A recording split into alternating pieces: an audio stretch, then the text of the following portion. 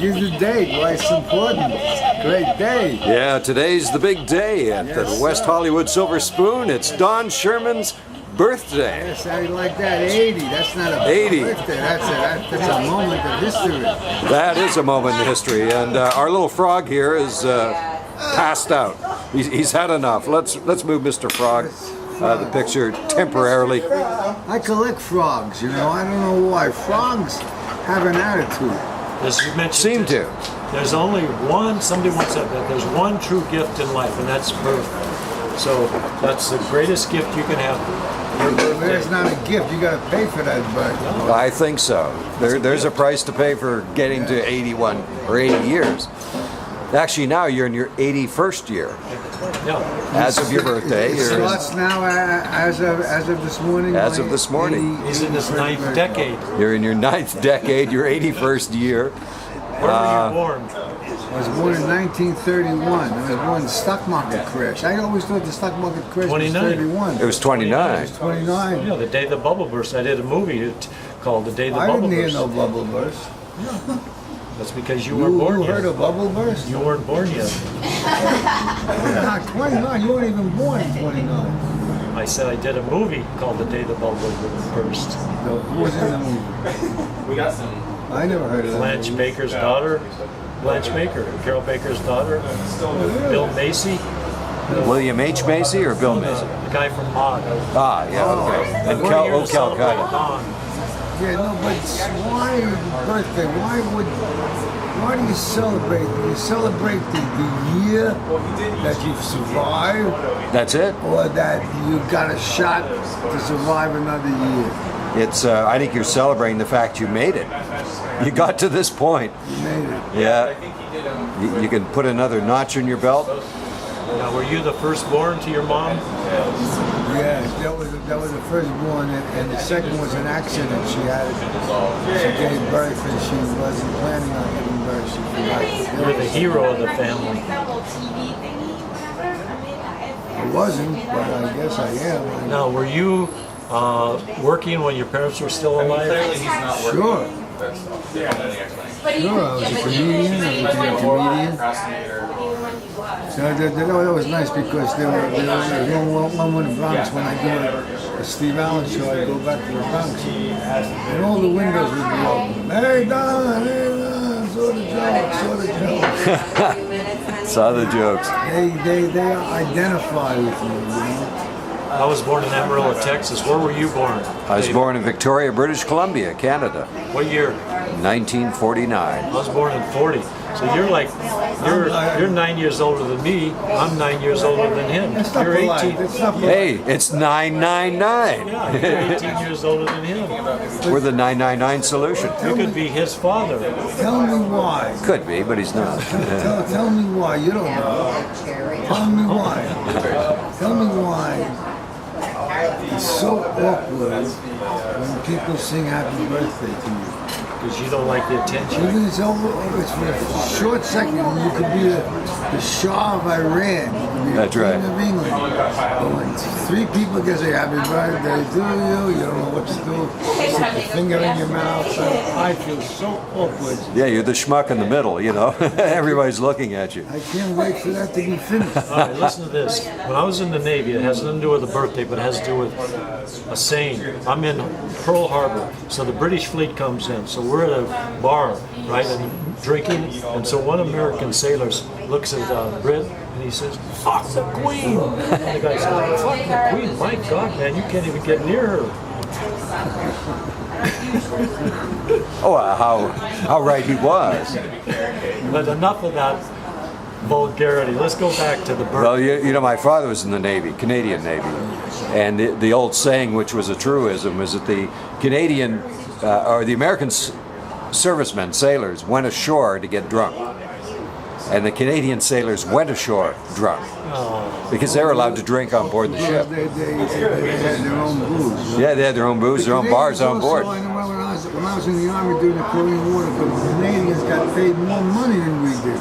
They're nicer. Oh yeah, We were really pissed off, and they got free beer, and they got all kinds of things. free cigarettes, free Coca-Cola. All ashore who's going ashore. One thing I learned in the Navy, you're never late for chow. Yeah, But you could be seen off. They had a thing in one of my camps, where right when you came to the chow, well, they had a chinning bar, and you had to do 10 chin-ups Before you could have your beans. before you could eat. And sometimes I'd fade out. Boy, at they were tough. 7 or 8, and I'd gotta go back to the end of the line.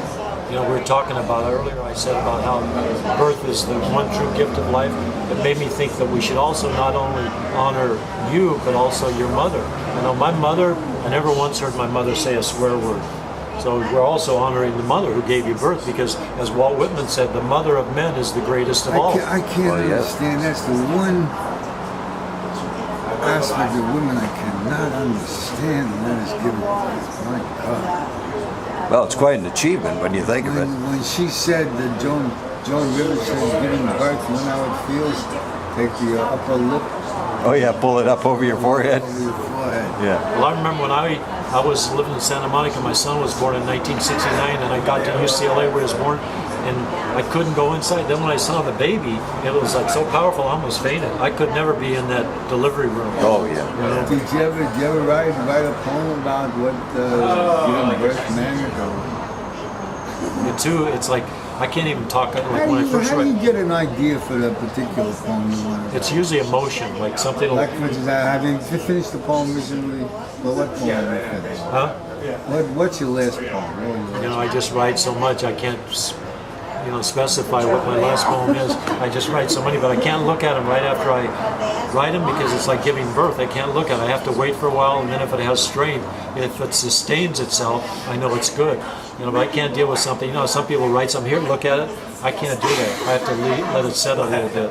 Did you write a poem a day, or are you that kind of a writer?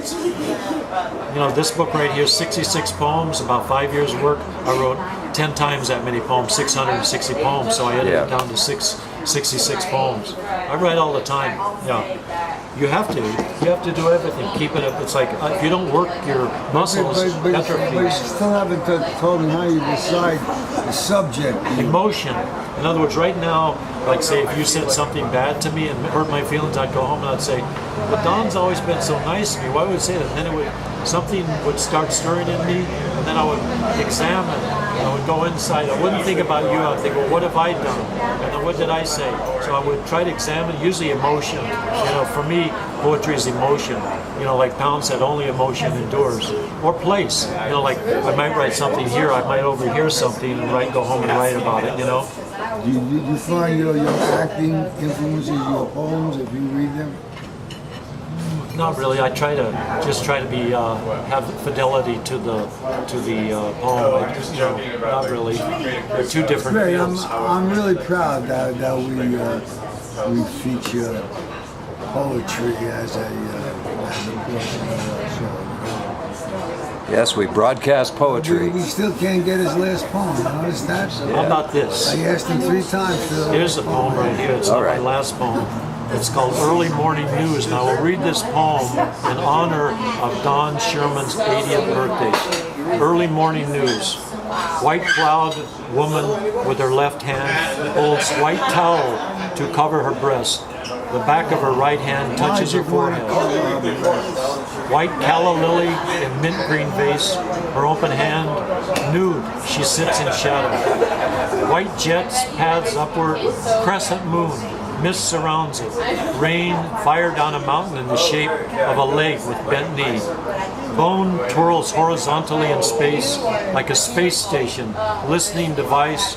Fires erupt out of a giant frog's mouth like the top of a mountain erupting. Tall stack of bananas carried by black woman on top of her head. White golden hand like a fire. Reaches for a city below mountains. Passages marked with sounds of water pouring. White cross, tall in darkness, shines. Mountain with snow resembles white-headed eagle. Sunflower downward with petals like wings. Sunflower in sun, petals upward like bees. Sunflowers in wind like ladies with hair blown back. Glorious gold in blueness. Jets shoot up out of sunflowers. Night comes, petals close toward center, white arrows fall into large glass, form necklace. White birds in dark blue sky, long white path upward to white turning circle. Crescent moon, cloud shaped like white serpent. Door opens, woman walks out. You know, I think we're the only YouTube program that has live poetry readings. Wouldn't you say that's probably the I haven't case? seen it. No, I haven't. You know what's interesting, David? You being a great artist and Don being a magnificent writer of comedy and comedian and actor, is a friend of mine who just came here the other day from Michigan to do a poetry tour. He said this book reminds him of the colors and the form, reminds him of de Kooning's later paintings, Oh, the yeah. richness of color. Yeah, de Kooning did the color field paintings, as they were called then. Now, how do you feel about the abstract expressionists? Well, I used to paint that myself. You did? Oh yeah, when I was an art student, I would also study the abstract expressionist movement and execute paintings like that. I enjoyed doing them. Somebody once said, Don, every modern artist, David, has the whole history of art in his mind. That's true. What are you looking for? Every artist has a whole history. Every modern artist who's Modern good and, artist, yeah. studied has the whole history of art in his mind. You have to know what came before. When you look at you know a lot about the history of comedy, right? I still don't understand how they decipher one person's art from another person's garbage. Well, you learn the tradition. You can see how. Usually it's like this. It's a reaction against, right? It's such an Yeah. indefinable thing. God. Well, look at the abstract expressionists. It's a reaction against the realism, right? In a Oh way. yeah, the structured classicism of Yeah, it traditional swings throughout painting. time, things swing back and forth, right? Because realism goes back to Caravaggio, right? You know, some way. Sure. Yeah. You got a good mind to intend to do something. The thing about art, when I went to New York, a friend of mine, he said to me, I bought a book on art. He said, he said the colors in the book are nothing like the colors in the painting. Phil, he said, That's art right. is visual. Go look at the original. Got to see the real thing and Right? the real setting. Just like you, go look at I was- Don in person. I was really surprised when we saw the Mona Lisa. It was such a small painting. That's right. It was a small painting. It's 24 inches high. And it was behind like thick Bulletproof glass. It was so far removed from the Did you see the Pieta at the World's Fair in New York in '64? You take the escalator up, and there it is over there, encased in something. Yeah. Oh, that was the sculpture that was vandalized with a hammer. Is that it? Yeah. What artists do you like? I bought one painting from an artist named, what was the name of it? God, it's terrible. David Lloyd Glover. She paints orchestras. And the painting she was given commission to do the French coin year or something. Oh, Linda LeKimp. Linda LeKimp, yeah. Yeah, I know her actually, Really? personally. The knew one I had is an orchestra with 3 singers, and I swear to God, you hear them sing. Well, she was a good stylist. You hear them sing. She's a gal who's about the size of Maven. Yes, Yeah. that's what they said. Yeah. And she does mostly women. Yeah. I haven't seen a painting of a male in any of her works. We used to have the same art dealer in Japan. Really? Yeah. Oh boy. So that's how I met So her. you're in good company. Yes, I was.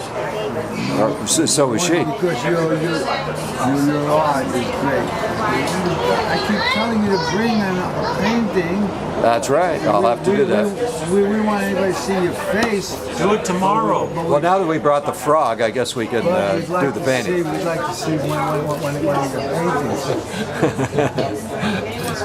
Who does your hair? I like the.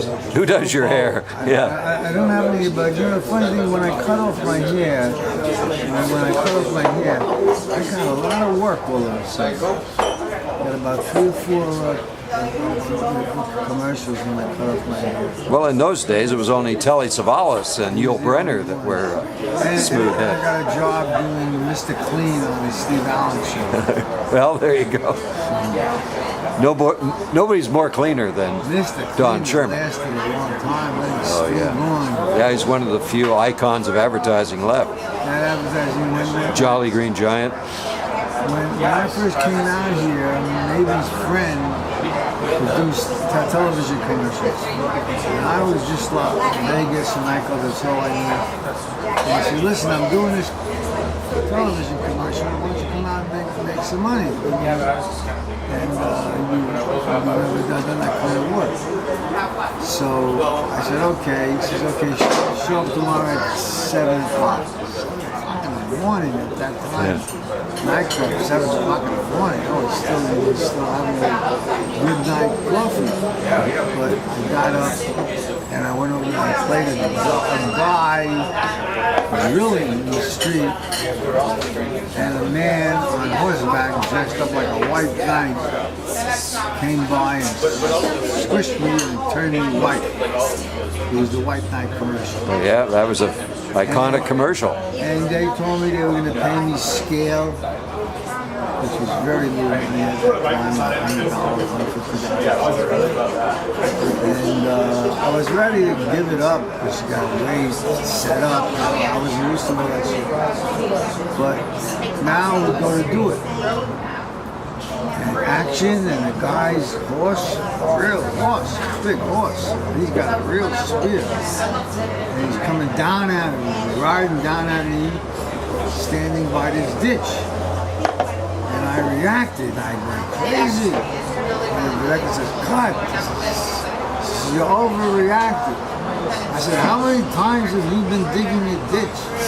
And a man on a white horse with a spear came running at you. How can you gauge what was over the top or what was under the top? What was going on? That was amazing. But that commercial that I detested, that I made an enemy of the director for life, paid for my house. There you go. I didn't know the whole system, but I used to get up every morning, go down and get the mailbox and buy it. Come on, it was a game. Yeah, these huge checks would be arriving on a regular It basis. kept coming. You know what they say to you when you work in the Catskills? Yes. You're a hit. No one walked out. Oh, they have 4 doors at the bank. Yeah, 4 doors. You Yeah. can get a 1-door walkout, 2-door walkout. She said Roseanne got a 4-door walkout. They opened up all the doors. They gave them good reasons to get off those grounds. Thank goodness. Well, gentlemen, times 3 is coming to a close. Oh, it is. Before we go, Yes. remember what we did on your birthday? Happy birthday to you. Happy birthday to you. Happy birthday, dear Donald. Happy birthday to you. And Okay. many more. And we go out with the frog.